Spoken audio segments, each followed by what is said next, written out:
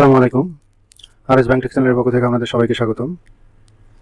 আজকের যে বিষয়টি সেটি হচ্ছে যে জ্বালানি বিদ্যুৎ সাশ্রয়ের ক্ষেত্রে বাংলাদেশে বর্তমানে যে ব্যাংকিং টাইম 1 ঘন্টা এগিয়ে আসছে, অর্থাৎ 9টা থেকে 3টা পর্যন্ত লেনদেন টাইম। তো এর ভিতরেই বাংলাদেশ ব্যাংক ব্যাস এবং আরটিজিএস এর সময়সূচি নির্ধারণ করে দিয়েছে। তো আমরা এখন এই বিষয়টি পূর্ণাঙ্গভাবে জানব। তো তার আগে চ্যানেলটি এখনো যারা সাবস্ক্রাইব করেননি, সাবস্ক্রাইব করে সাথে থাকবেন, কারণ চ্যানেলটি ব্যাংক রিলেটেড বিভিন্ন ইনফরমেশন প্রদান করে থাকে। তো চলুন দেখা যাক।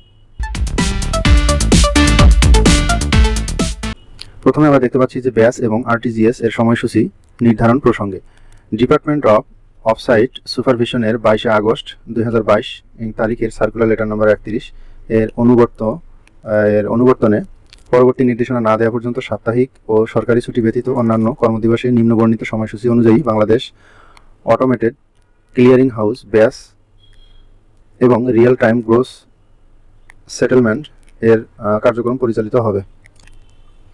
1 নম্বরে বাংলাদেশ অটোমেটেড ক্লিয়ারিং হাউস অর্থাৎ ব্যাস এর লেনদেনের সময়সূচি।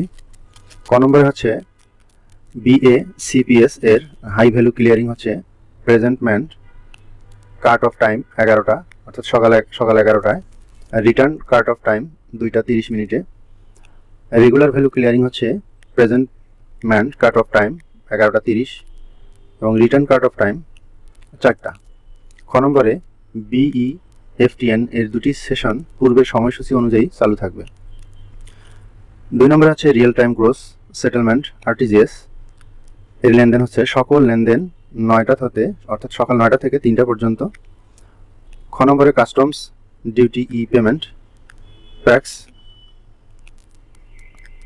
আর্ট উইথ টিটিসি 41, আন্তঃব্যাংক ফান্ড ট্রান্সফার প্যাক্স 9টা, রিটার্নস ট্রানজ্যাকশন প্যাক্স 4টা অর্থাৎ 3টা হতে 4টার মধ্যে।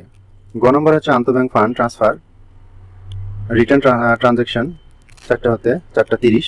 এই নির্দেশ আগামী 24 আগস্ট 2022 হতে কার্যকর হবে, অর্থাৎ 9টা থেকে 3টা পর্যন্ত ব্যাংকিং টাইম যে পরিবর্তন হয়ে গেল এই টাইমের মধ্যে বা যতদিন চলবে এই আইনটি বলবৎ থাকবে।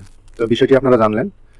যদি উপকৃত হন এবং ভালো লাগে অবশ্যই চ্যানেলটি সাবস্ক্রাইব করবেন, কারণ এই চ্যানেলটি ব্যাংক রিলেটেড বিভিন্ন ইনফরমেশন প্রদান করে থাকে। সবার সুস্বাস্থ্য কামনা করে আজকের মতো এখানে শেষ করছি। আসসালামু আলাইকুম।